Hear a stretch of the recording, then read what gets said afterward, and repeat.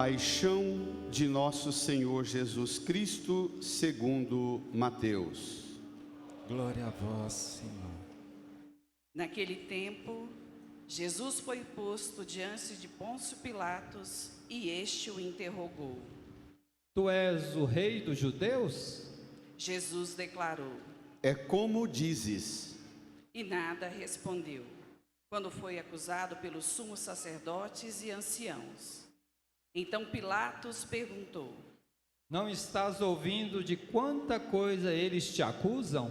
mas Jesus não respondeu uma só palavra, e o governador ficou muito impressionado. Na festa da Páscoa, o governador costumava soltar o prisioneiro que a multidão quisesse. Naquela ocasião, tinha um prisioneiro chamado Barrabás. Então Pilatos perguntou à multidão reunida, Quem vós quereis que eu solte? Barrabás ou Jesus, a quem chamam de Cristo? Pilatos bem sabia que eles haviam entregado Jesus por inveja. Enquanto Pilatos estava sentado no tribunal, sua mulher mandou dizer a ele, Não te envolvas com este justo, porque esta noite, em sonho, sofri muito por causa dele. Porém, os sumos sacerdotes e os anciãos convenceram as multidões para que pedissem Barrabás e que fizessem Jesus morrer. O governador tornou a perguntar. Qual dos dois quereis que eu solte? Eles gritaram. Barrabás. Pilatos perguntou. Que farei com Jesus que chamam de Cristo?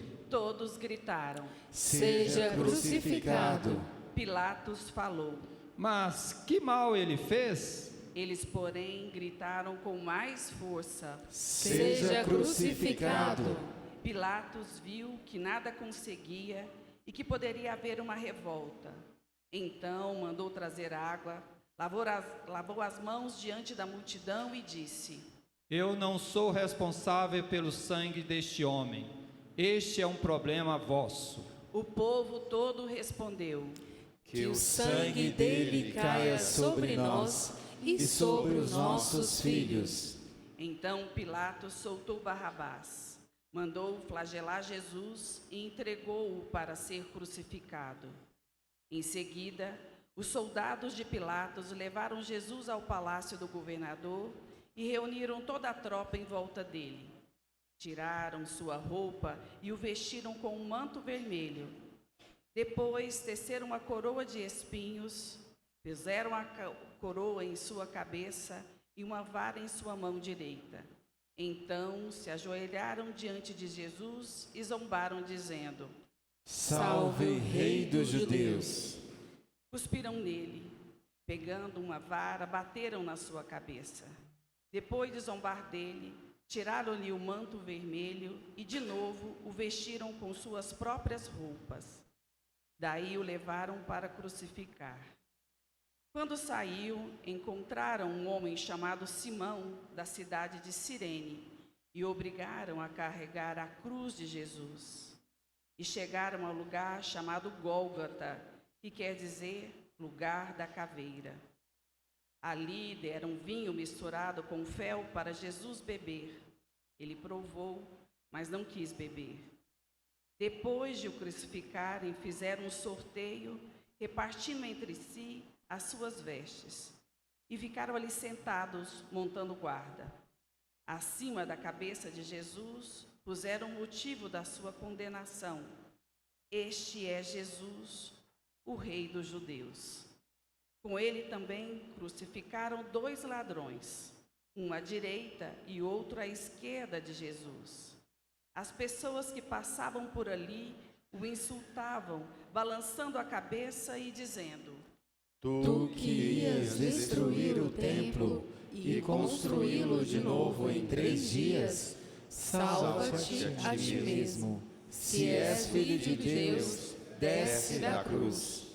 Do mesmo modo, os sumos sacerdotes, junto com os mestres da lei e os anciãos, também zombavam de Jesus. A outro salvou, a si mesmo não pode salvar. É rei de Israel, desça agora da cruz. e acreditaremos nele. Confiou em Deus, que o livre agora, se é que Deus o ama, já que ele disse: eu sou o Filho de Deus. Do mesmo modo, também os 2 ladrões que crucificados com Jesus o insultavam. Desde o meio-dia até as 3 horas da tarde, houve escuridão sobre a terra. Pelas 3 horas da tarde, Jesus deu um forte grito, Eli, Eli, lama sabachthani, que quer dizer: meu Deus, por que me abandonaste? Alguns dos que ali estavam ouviam e disseram: Ele está chamando Elias. E logo um deles, correndo, pegou uma esponja, ensopou-a em vinagre, colocou-a na ponta de uma vara e lhe deu para beber. Outros, porém, disseram: Deixa, vamos ver se Elias vem salvá-lo. Então Jesus deu outra vez um forte grito e entregou o Espírito.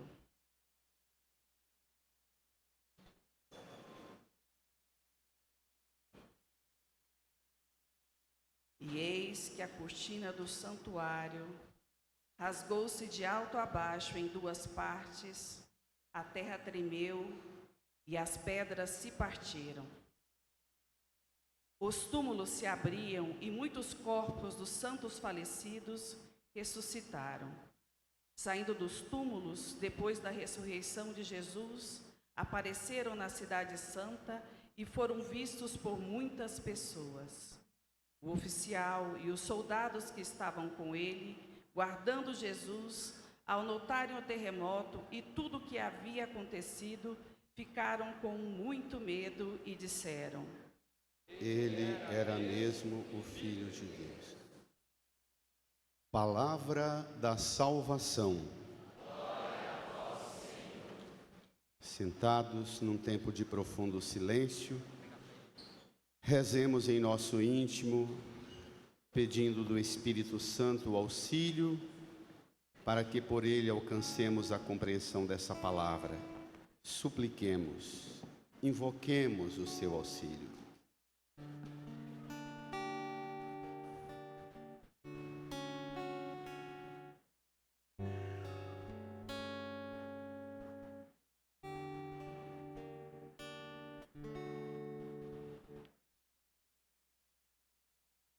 Amém. Queridas irmãs e irmãos, que alegria a comunidade inteira mobilizada para a celebração do mistério central da nossa fé, a Páscoa de nosso Senhor Jesus Cristo. A Igreja ensina desde tempos muito antigos que, se o cristão tiver vivendo em condições muito austeras e exigentes, que o impeça de sair de onde ele está para ir participar da Santa Missa, que ele se obrigue a fazê-lo ao menos uma vez no ano e que seja por ocasião da Páscoa. Se você pudesse, estivesse morando numa ilha, trabalhasse numa mina de escavação de alto mar e pudesse sair de lá somente uma vez, a sua licença deveria ser por ocasião da Páscoa para participar da missa na Páscoa. Tamanha a relevância do que é a Páscoa no centro da nossa fé, núcleo central da nossa fé.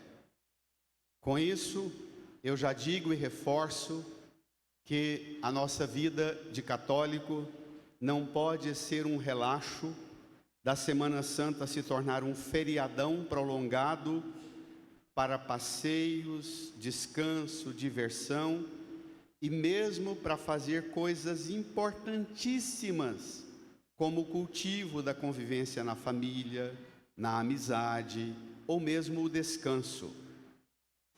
Existe um outro modo de descanso que a fé nos apresenta e é superior a meramente colocar o corpo desligado num lugar isolado das atividades. A Semana Santa é para ativar os sentidos e mergulhar no mistério da nossa salvação. Hoje celebramos a entrada triunfal de Jesus em Jerusalém. Nós vimos o movimento com multidões agitando os ramos, a proclamação e o entusiasmo com ramos, vestes, aclamando Jesus o Rei, Hosana ao Filho de Davi. Mas aquele mesmo Jesus que caminhou solenemente até o Monte das Oliveiras e lá fora montado no jumento, na jumenta, e entrou em Jerusalém, conduzido solenemente a entrar na cidade, aquele Jesus, nós acabamos de ouvir no relato da paixão, ele foi currado, ele foi expulso da cidade até o Monte das Caveiras. A liturgia desse domingo mostra para nós esses dois movimentos: levar Jesus solenemente para dentro de Jerusalém e depois expulsá-lo para fora de Jerusalém e matá-lo. Curiosamente, dois movimentos acompanhados da participação das multidões. As multidões têm voz decisiva, tanto para celebrar com alegria e exultação a sua entrada, quanto as multidões têm uma participação decisiva para dizer: seja morto, crucificam, seja crucificado. Em qual dessas multidões você está? De qual turba dessas você faz parte? Qual é a sua medida na relação com o Senhor, proclamando-o Senhor ou expulsando-o da sua vida? Você pode dizer: não é comigo essa palavra, não é para mim esse tipo de raciocínio. E pode ser inclusive mais grave. O relato do Evangelho da Paixão mostra uma profissão de fé muito curiosa na conclusão do relato, na página 17, tome lá comigo. Na conclusão do Evangelho, no último parágrafo do relato do Evangelho, lá no versículo 54, diz assim: o oficial e os soldados que estavam com ele guardando Jesus. Encontraram? Vamos ler juntos? O oficial e os soldados que estavam com ele guardando Jesus, ao notarem o terremoto e tudo o que havia acontecido, ficaram com muito medo e disseram: brada, ele era mesmo Filho de Deus.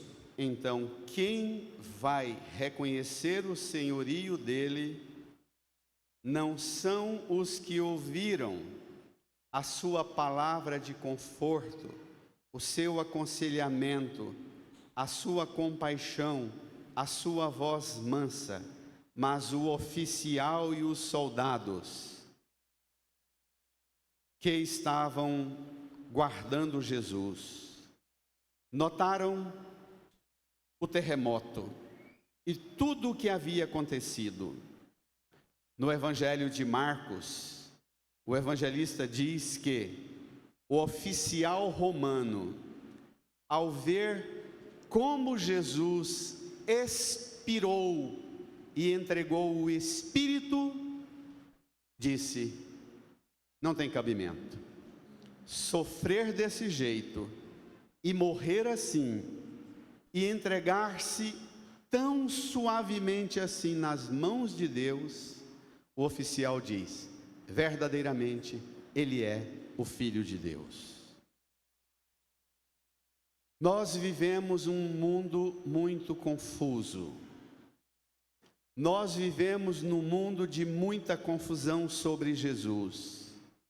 O Jesus que por vezes nós gritamos e proclamamos que é Senhor da nossa vida, que comanda a nossa vida, que dirige a nossa vida, nós esquecemos que Ele é aquele que por nós sofreu, morreu e deu sua vida para a nossa salvação.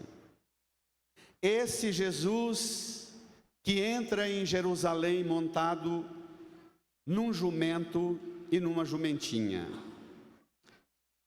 O evangelista, aí na sua página 14, o evangelho da entrada de Jesus, o evangelista Mateus conta que Jesus e os discípulos se aproximaram de Jerusalém. Chegaram a Betfagé, no Monte das Oliveiras.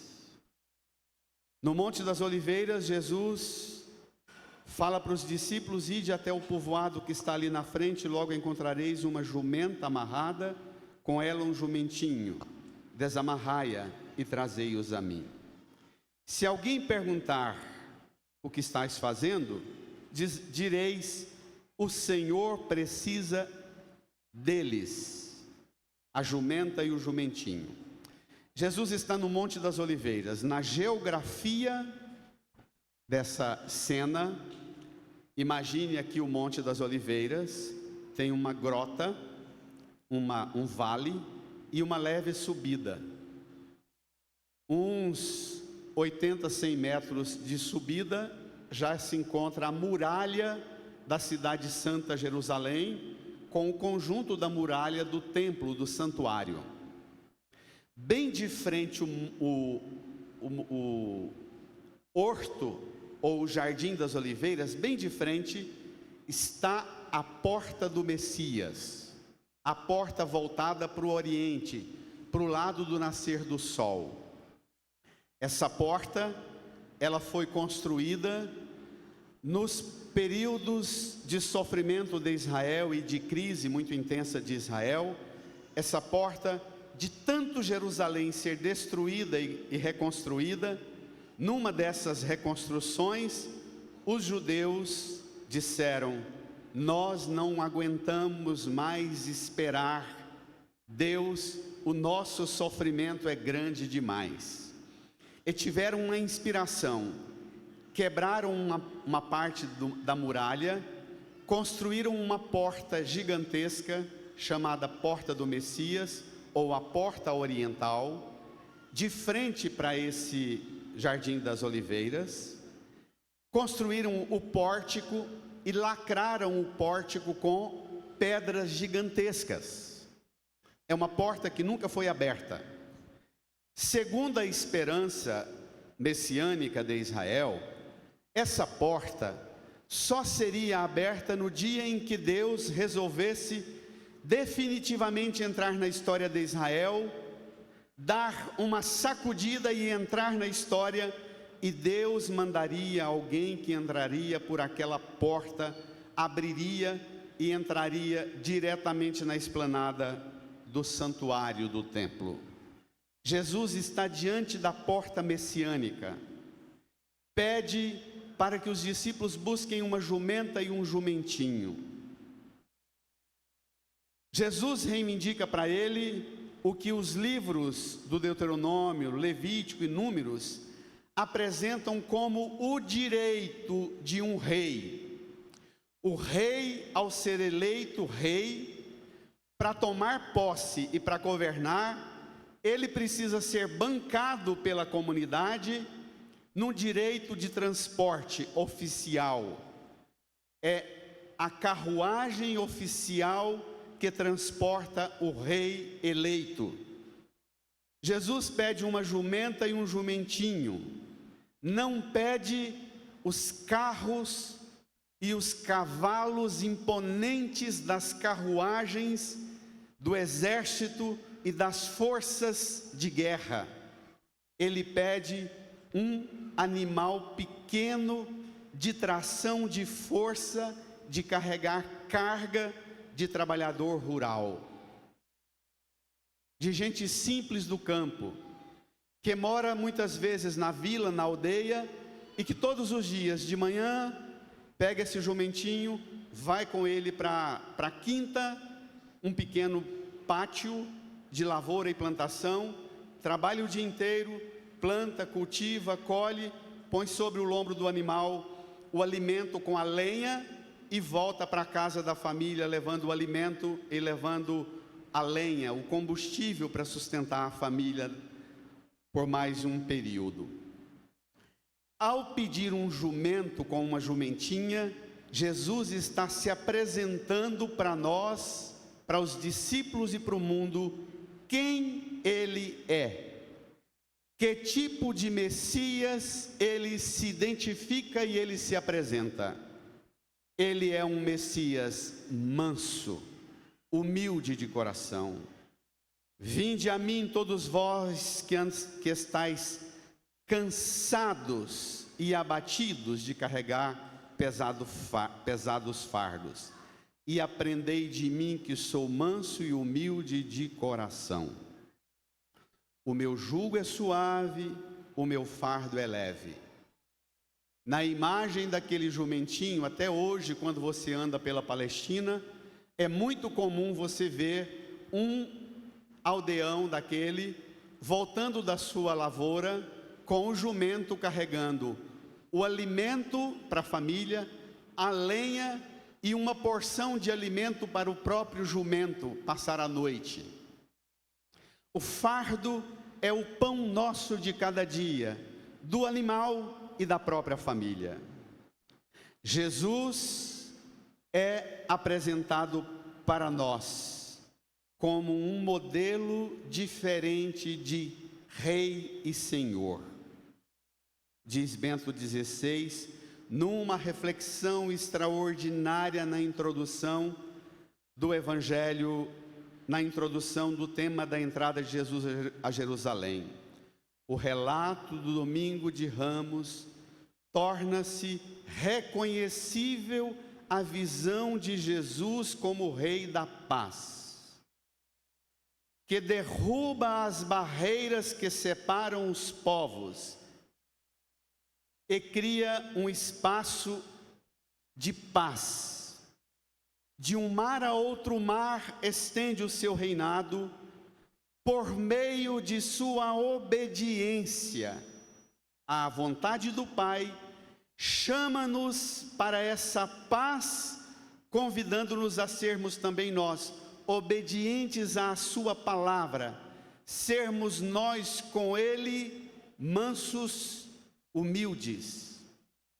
Pertence, por um lado, ao vocabulário do povo de Israel, ao Israel que Cristo envolveu e viveu durante 33 anos. O mundo recebe a apresentação de um Messias que o mundo até hoje não se acostumou e não se habituou a receber. Um Messias manso, pobre, desarmado, despojado. Olhe para a cruz. Olhe para a forma dele ser rei. O manto dele são as feridas e o sangue.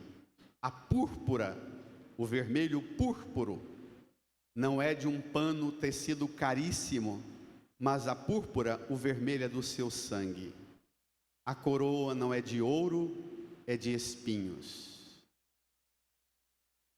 O bastão, o cajado com o qual ele governa, são as suas mãos pregadas na cruz, derramam o sangue. Preso para te libertar de suas prisões, coroado para tirar da sua cabeça as ideias que te atormentam, te aniquilam e te atrofiam e tiram de você aquilo que a multidão quer tirar dele aos gritos. Aos gritos. Se és filho de Deus, desça da cruz, salva-te a ti mesmo. Você também hoje é chamado a pedir que Jesus, por sua coroa de espinhos, liberte a sua mente daquilo que te atrofia, que embaça a sua inteligência. Hoje eu recebi assustadoramente 2 vídeos sobre o domínio da inteligência artificial, o domínio da cultura da internet que está nos atrofiando e tirando de nós a capacidade de resolver e solucionar coisas mais básicas do nosso cotidiano. Se nós não damos conta de resolver coisas mais básicas do nosso cotidiano, imagine a nossa dificuldade para enfrentar problemas mais graves. E daqui eu introduzo você agora no mistério de Cristo. Pegue na página 15, número 7. Tome lá. Todos os anos não tem como não tocar nestas 2 imagens. 2 imagens importantíssimas. Profeta Isaías, número 7. O Senhor Deus deu-me língua adestrada para que eu saiba dizer palavras de conforto à pessoa abatida. Língua o quê? Abatida. Língua o quê? Afiada. Adestrada. Língua o quê? Adestrada. Adestrada. Acertou, Marcelo. Adestrada. Língua adestrada. Adestrar a língua. O que lembra? O jumento que nunca foi montado. Sua língua, a minha língua, a nossa língua precisa ser montada. Precisa ser adestrada. Para dizer palavra de conforto à pessoa abatida.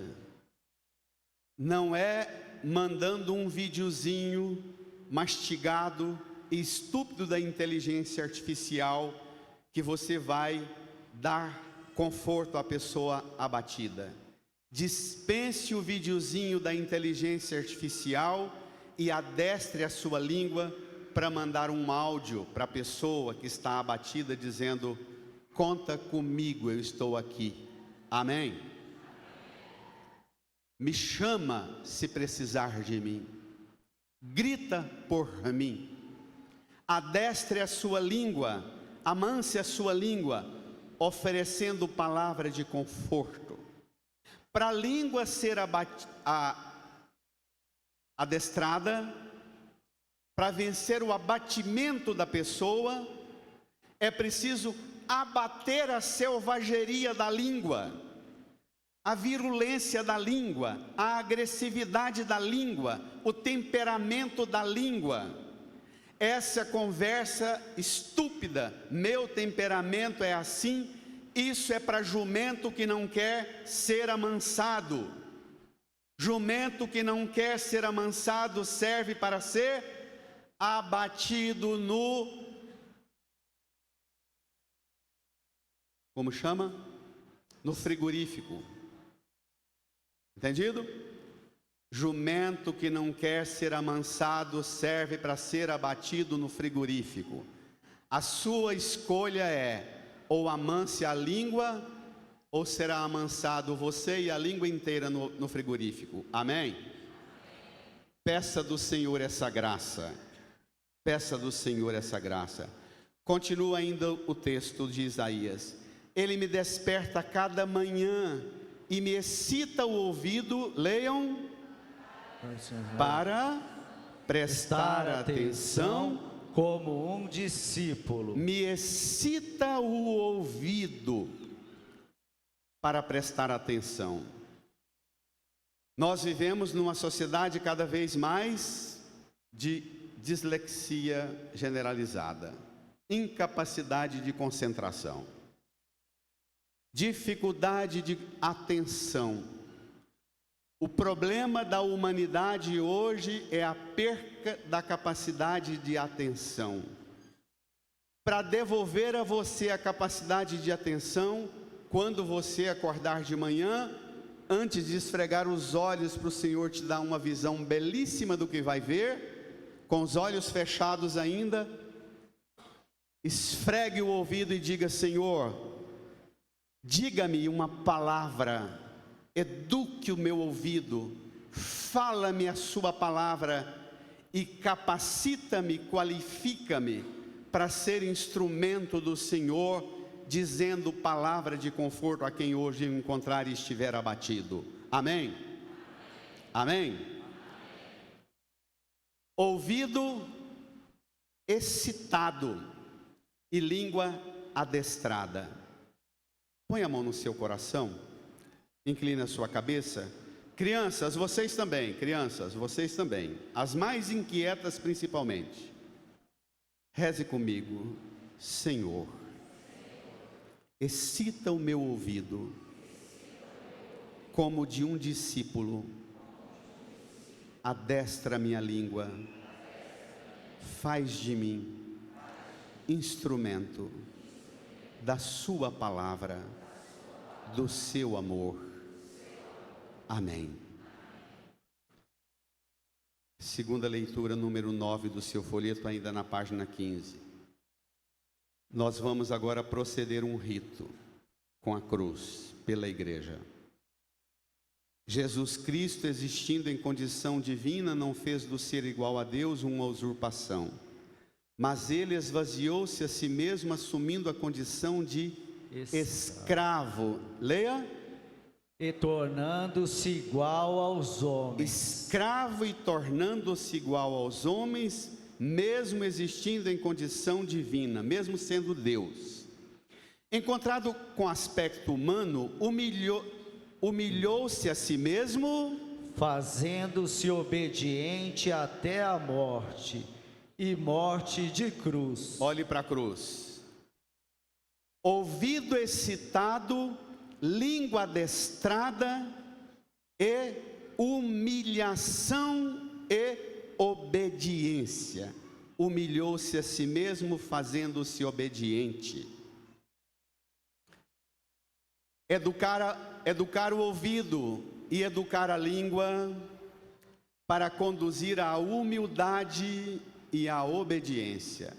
Duas palavras que estão cada vez mais fora do nosso vocabulário. O vocabulário de hoje qual é? Empoderamento. O evangelho é o oposto da lógica do coach religioso de hoje. O evangelho é o oposto. Se lá tem uma linguagem de empoderamento, aqui tem de humilhação e obediência. Sem obediência, sem humilhação, não vai ter língua excitada para ouvir, não vai ter ouvido excitado para escutar, não vai ter língua adestrada para falar. É uma lógica de pedagogia. Versículo 9: por isso Deus o exaltou acima de tudo e lhe deu o nome que está acima de todo nome. Versículo 10, brada a igreja: assim, ao nome de Jesus, todo joelho se dobre no céu, na terra e abaixo da terra, e toda língua proclame: Jesus Cristo é o Senhor, para a glória de Deus Pai. Toda língua proclame, todo joelho se dobre. Joelho dobra primeiro para depois a língua proclamar. Excita o ouvido, adestra a língua, humilhou-se, obediente, dobrou o joelho e a língua proclama. Olha a sequência das ações.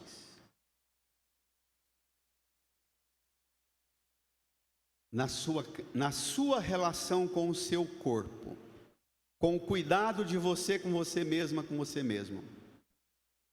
O que essa palavra diz para você no seu modo de cuidar de você, do potencial que você tem, da capacidade que você tem, para ativar em você o melhor que você tem em você, a força de Deus mesmo que te habita e faz de você presença de Deus, dizendo palavras de conforto à pessoa abatida, sendo um dobrador de joelhos e proclamador do senhorio de Cristo.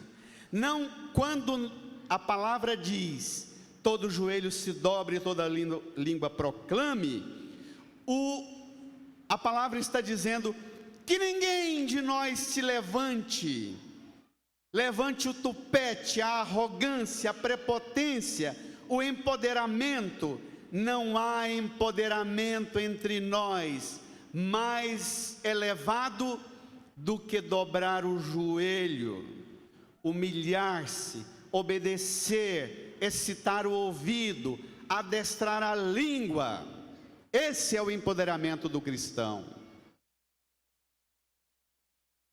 Para proclamar que Jesus é Senhor, é preciso, olhe para a cruz, a palavra grega é kenosis, que significa esvaziamento de si.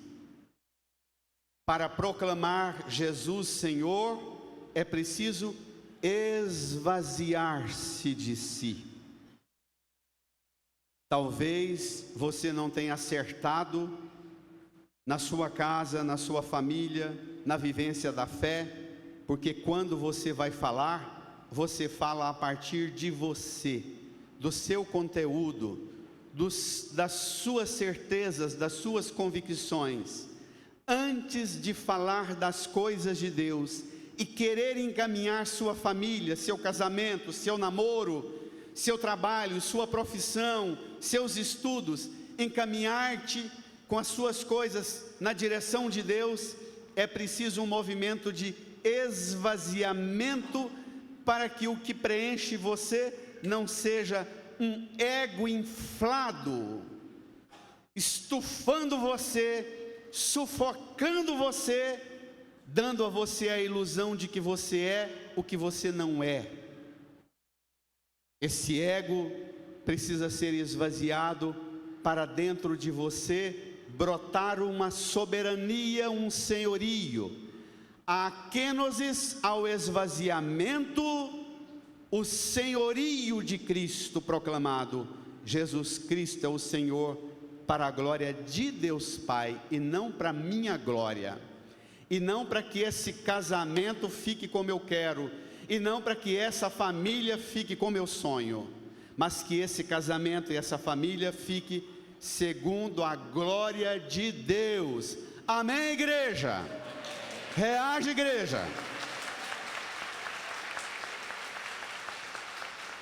A glória não é sua, a glória não é de menino e menina mimados, a glória não é de homem emburrado, machista, violento, agressivo, que acha que bancando algumas coisas pode tudo.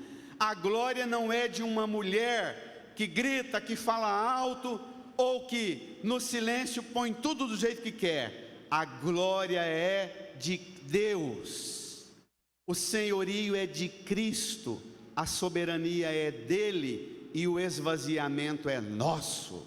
Amém? Vai, reage.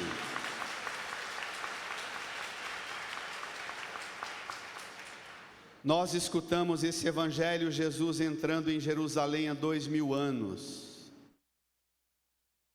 O evangelho entrou no Brasil há 500 anos. Já era tempo de Jesus estar reinando sobre o Brasil. E o que a gente vê? O Brasil está atrofiado numa disputa de egos de homens e mulheres violentos, ambiciosos, interesseiros, corruptos, manipuladores, mentirosos, tomados de uma ambição e de uma desordem de orgulho sobre si mesmos, que nós temos que colaborar com impostos para mandar dinheiro para os partidos políticos, para os partidos políticos gastarem milhões fazendo propaganda de políticos mostrando que prestam, não é não?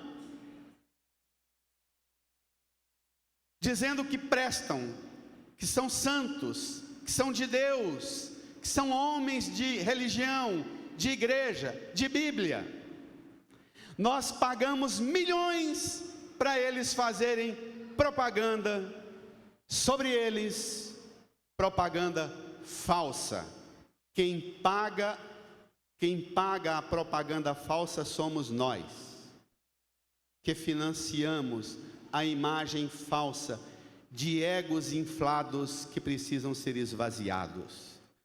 Para a gente furar o balão, estourar o balão inflado dessa lógica perversa e diabólica que tomou conta do Brasil, não adianta berrar e gritar contra a virulência desses arrogantes, se nós mesmos hoje não furar o balão de nosso orgulho, de nossa vaidade, de nossa prepotência, de nossos segundos interesses, de nossas ambições não tão sadias e não tão santas assim, e que nós nos revestimos de uma religião que faz a gente passar por coisa que presta, sem nem a gente mesmo ter certeza do que a gente é. Eu vou agora passar pelo meio da igreja, vou começar naquele último corredor lá. Vou passar pela igreja carregando essa cruz que é símbolo da entrada de Jesus em Jerusalém. Recordo os irmãos da cena dramática. O primeiro evangelho conta de Jesus entrando glorioso em Jerusalém. O segundo texto do evangelho da paixão mostra a multidão e as autoridades expulsando Jesus para fora de Jerusalém. O Monte Calvário era um monte que tinha um formato de caveira. Você olhava de certo ponto de Jerusalém, você via o monte, parecia uma caveira. Por isso chama o Gólgota, lugar da caveira. Jesus é empurrado para lá, pregado na cruz do lado de fora da cidade para dizer: nós não queremos que você governe e reine sobre essa cidade. O evangelho diz que a cidade inteira se agitou, como no dia em que os magos chegaram perguntando: onde está o Messias que acaba de nascer? Jerusalém, como o Herodes e toda a corte, ficou agitada. Não fique agitado e com medo de Jesus entrar. Eu vou passar com a cruz e você vai do seu modo, se você ainda tem saúde, do joelho para ajoelhar. Você vai, quando eu chegar perto de você com a cruz, você vai fazer um movimento. A folha. Deixa eu explicar aqui, bem explicado, porque todos os anos eu fico com pena de ver. Quando eu for passando com a cruz, tá vendo aqui? Você vai jogar o ramo assim, ó, para eu passar com essa cruz por sobre ele. Depois você vai pegar esse ramo sobre o qual Jesus atravessa. Você vai levar esse ramo para casa, pedindo a Jesus que não deixe você separar-se dele para secar, atrofiar, mas que você seja um ramo da videira. Eu sou a videira, vocês são os ramos. Você unido a ele, você vai enfrentar não ser cortado e lançado no fogo porque não dá fruto, mas você vai ser podado do orgulho, da língua violenta, selvagem, agressiva, do ouvido mal educado que não escuta nem você mesmo, nem Deus, nem ninguém. Você vai pedir ao Senhor para te libertar daquilo que impede você de ser um ramo nele que produz fruto. Vai ajoelhar-se como um ramo quando chega a tesoura e poda. Encolhe-se no outono e no inverno, até a primavera chegar e brotar, e daqui para domingo de Páscoa você vai florescer e brotar, e vai dar os melhores frutos em Cristo Jesus, porque você aceitou ser podado, esvaziado de si mesmo, adestrado, educado o ouvido e a língua. Amém? Amém? Vai! Reage.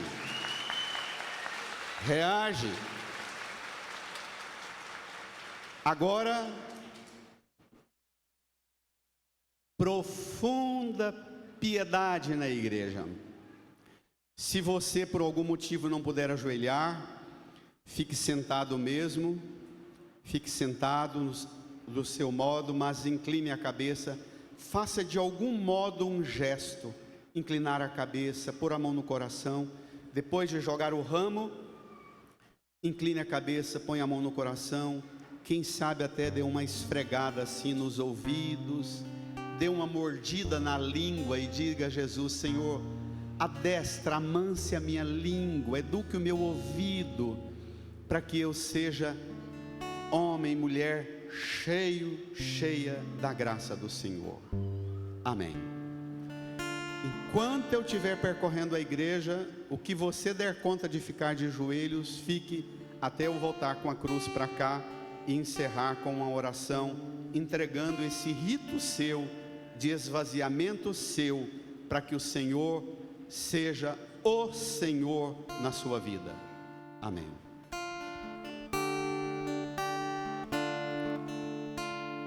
Liberta-me, Senhor, com teu Espírito, e minha alma reviverá. Liberta-me, Senhor, com teu Espírito, e minha alma reviverá.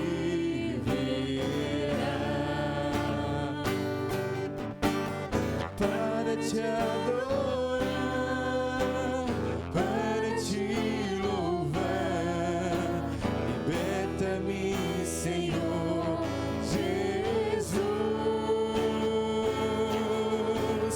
Para te adorar, para te louvar, liberta-me, Senhor Jesus. Cura-me, Senhor. Cura-me, Senhor, com teu Espírito, e minha alma reviverá.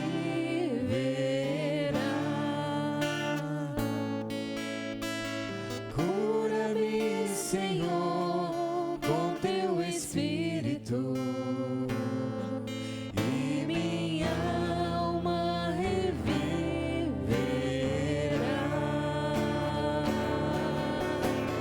Para te adorar, para te louvar, cura-me, Senhor Jesus. Para te adorar, para te louvar, cura-me, Senhor Jesus. Educa-me, Senhor. Educa-me, Senhor, com teu Espírito, e minha alma reviverá.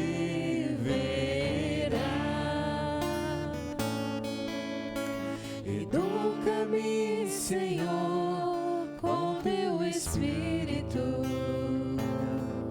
e minha alma reviverá.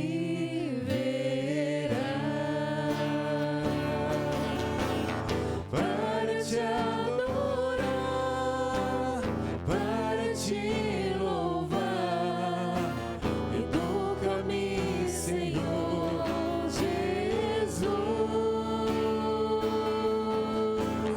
Para te adorar, para te louvar, educa-me, Senhor Jesus. Purifica-me, Senhor, com teu Espírito, e minha alma reviverá. Cante isso, purifica-me. Purifica-me, Senhor, com teu Espírito, e minha alma reviverá. Cante bem forte. Para te adorar, para te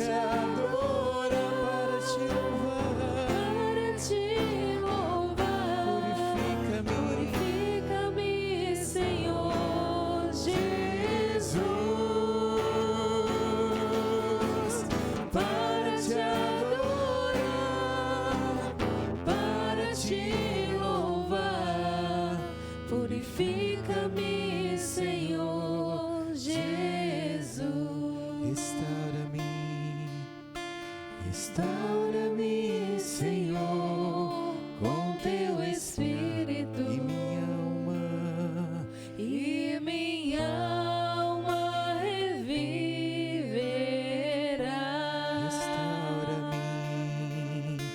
Restaura-me, Senhor, com teu Espírito. E minha alma reviverá.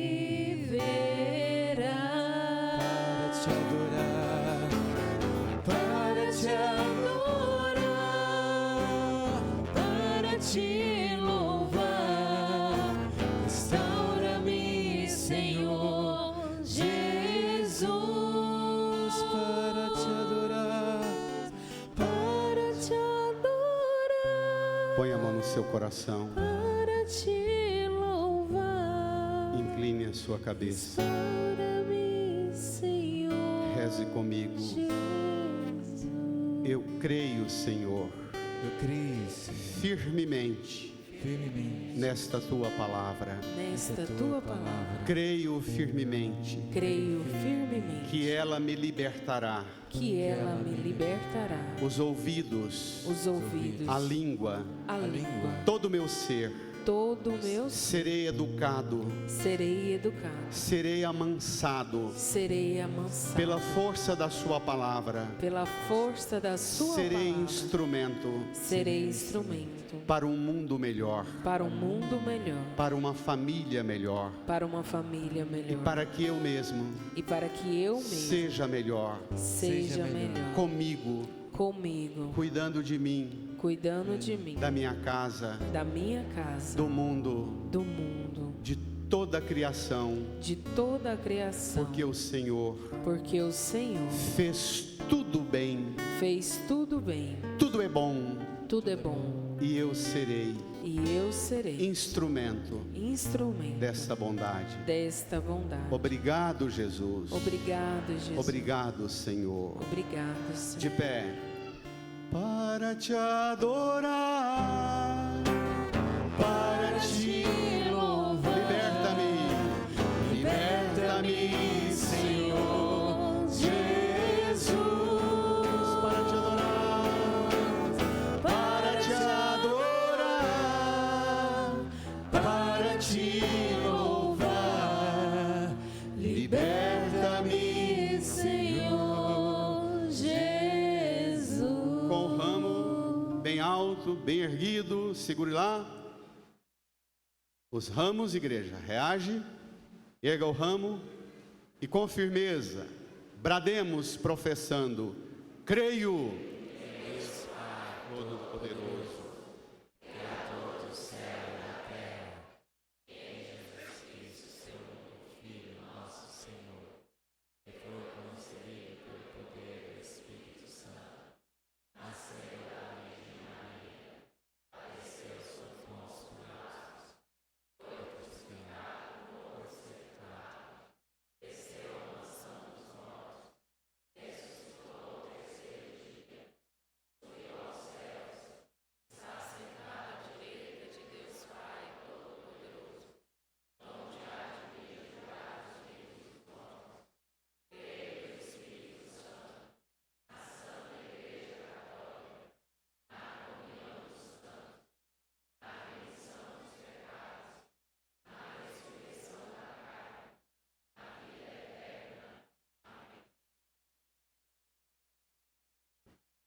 A língua adestrada para falar, o ouvido excitado para ouvir.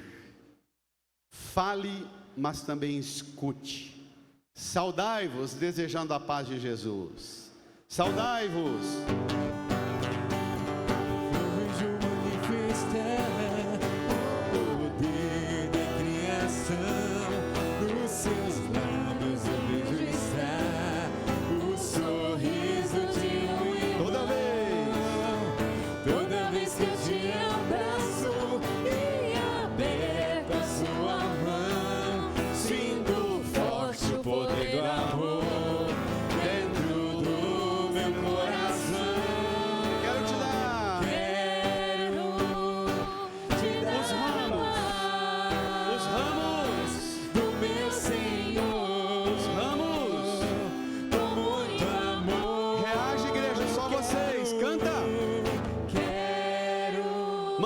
essa paz dar a paz para todas as pessoas. do meu Senhor. Mande para o mundo. Com muito amor. Viva Cristo Rei! Viva Cristo Rei! Viva Cristo Rei! Amém! Amém! Sentados, ofertemos com o pão e o vinho a nossa vida no altar, cantando piedosamente.